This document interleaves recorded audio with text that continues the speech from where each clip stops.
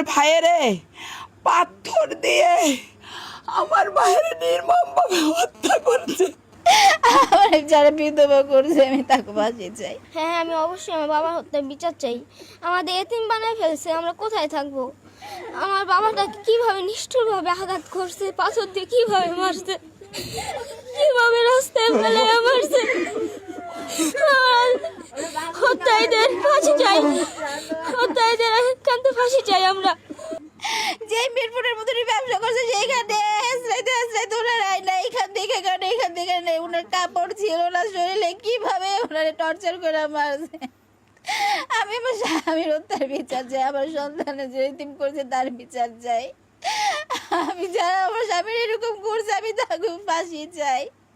আমার যারা বিধবা করছে আমি তাকে ফাঁসি চাই। এরকম শাস্তি দিতে হইব জানি দিতে পারে, আর কেউ এরকম বিধবা না কে যেন সন্তান আর না হয়, বাবা আর না হয়। আপনারা বিচার করেন, আমার স্বামীর বিচার চাই।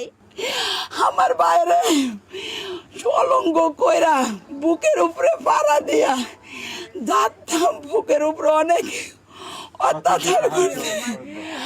আমার ভাইয়ের হত্যার বিচার চাই, ফাঁসি চাই।